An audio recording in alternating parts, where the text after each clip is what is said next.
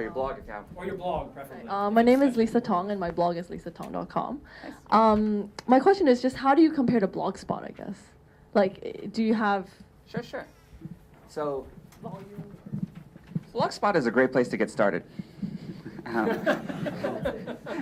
Often what happens is, so Google's Blogger, Blogspot is owned by Google. It's also called Blogger, and they are the only blogging service still bigger than us. We've passed up all the others that we sort of targeted competing with, and they're sort of radically simple. They're very accessible, very customizable, and it's owned by Google, right? So you get sort of Google integration. A lot of what happens, we actually get about 1,000 people a day switching their blog from Blogspot to WordPress and doing an import. So a lot of people will start with something simpler, like a MySpace or a Blogger, and then once they become more serious about it, graduate. So I would actually recommend just using them both. Like we have similar features, but you get a feel for each, and we're both free, so you can just start a blog on both, play around with each, see what fits you better. Some people, Blogspot might be a better fit.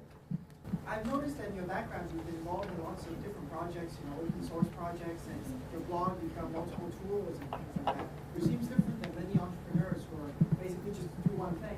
I'm wondering if you found that to be an advantage, and how you've been able to manage kind of juggling so many ideas and projects. That's a good question. I'm totally ADD, so I'll bounce between projects almost constantly. And I think a lot of it's just I'm sort of lucky to have been in the right place at right time with a lot of these. So I ended up one of the original founders of Barcamp, just randomly. They were in my living room. My mom was in town and making spaghetti, and we were like, "Hey, we should do or food camp was happening. We should do another event. Do we know anyone with a big house?" And that was the start of it. Or microformats, the original microformats. It was the same thing. Tontek Chelik and Eric Meyer. I just ran into them at a conference, and we got into an argument about the semantic web, and that turned into what eventually became microformats. So all of these things, it's just sort of. I think my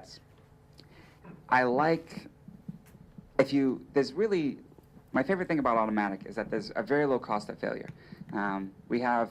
Call it 15 or 16 engineers, and about the same, more than that, we have about 20 projects we're doing at any given time, so less than one engineer per project.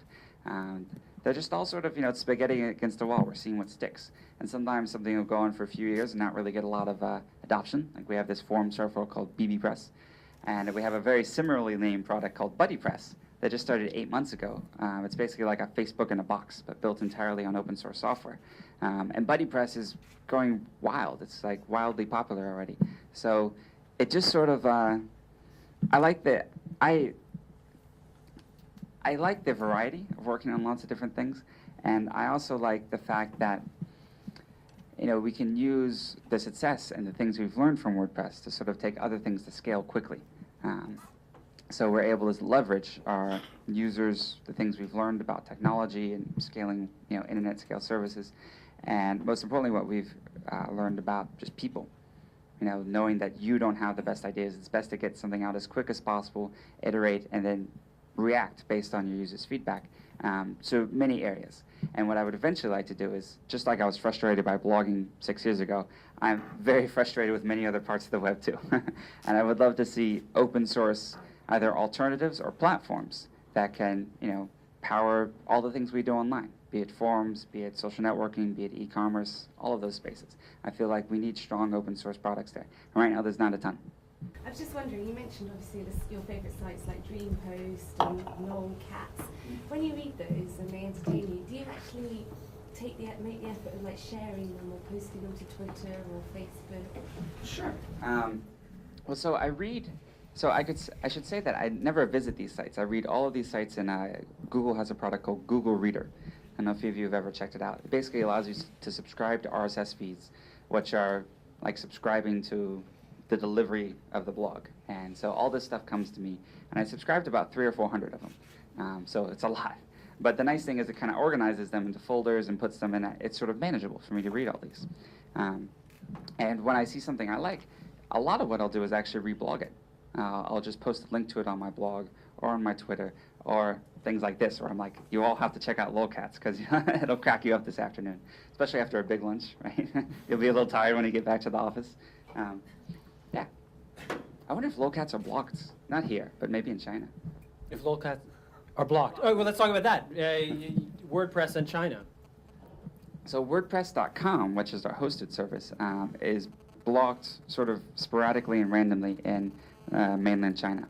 We're not sure exactly why, probably because it's just an open platform and anyone can say anything they want on it practically.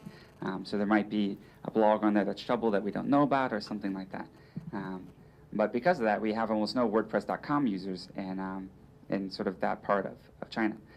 But there are a ton of WordPress.org users. So when they download the software and put it on their own sort of hosting, their own servers, it's generally not blocked, or it's within the sort of purview of the things that are allowed behind the Great Firewall. And when that block came, you were saying earlier, it just chopped 25% of your users off WordPress.com overnight. Yeah, it was kind of scary because we had just gotten started, and we were getting huge usage in China. I don't even know why, because I don't even think we had a translation, but people were figuring it out, and just overnight it disappeared, and those news users pretty much never came back, because you can't, right? Like Tom is a good example. Your blog was on WordPress.com, and when you came here, you moved off.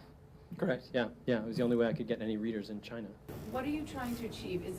Are you in it for the creative side, or do you want to be taken over? Do you want Rupert Murdoch to come and make you an offer one day? Like, what's the end result? I think that sort of my motivation has always been, well, what you find, one of my favorite quotes is that you never really become rich, you just achieve new levels of relative poverty. Right? So that's, and it's true, right? So there's diminishing marginal utility and just more money and more things. So once you get past sort of a basic living point and a reasonable living point, like I'm sure all of us in this room have, you don't get as much pleasure out of it. And then what you work for, I mean, because I work a huge amount on this, is the impact. Right? The idea that, maybe, just maybe, we can democratize publishing on the web and enable people who have never been able to express themselves to communicate with their friends, their family, and the world. Right? Anyone in this room can start a blog using the exact same platform that the Wall Street Journal and the New York Times do. And that levels the playing field. There's that equality of opportunity, a very American ideal that, I've sort of raised with those morals and philosophy. So that's really the motivator. And so our decisions, one of the reasons, if you look at what we charge for, if we wanted to, we could turn on ads on the entire site tomorrow and charge way more and do a ton of things and make probably 20 or 30x what we do today. I mean, just looking at the percentages of what we monetize. But that would be very short term, right? That would be sort of disrespectful to our users and our community and everything else. And I'd rather build something over the next 5, 10, 20 years and have an impact. So that's my motivation. How many people do you have working for you? That was the other part of the question. I thought I could dodge that. You're good. She's a professional, actually. So in Automatic, we now have, I think it's 36 or 38 people. About half are in the US, about half are sort of scattered throughout the world. A couple in Australia, a couple in Ireland, a couple in Canada, just wherever we find good people. I think that this is actually another philosophy of mine. Just like when you hire today, you don't discriminate on the basis of age or race or sex. I think it's silly to discriminate on the basis of geography, right? Because if you did something like, say, we're not going to hire any women, you cut off half the world. So by selection bias, your choices will be worse, just by definition. If you say we're only going to hire people in San Francisco, you cut out 99.99999% of the world. So by definition, I think you won't get the same quality as people as if you just looked without discrimination anywhere. And then on WordPress.org, it's all volunteers. And that is a much larger community, which allows us to do so much as a small company. So, like I said, we have 15 or 16 developers inside the company. But our last major release had over 150 people that contributed to it. So, and these were all not paid by me, not paid by anyone else often, just doing it for the fun in their off hours after night.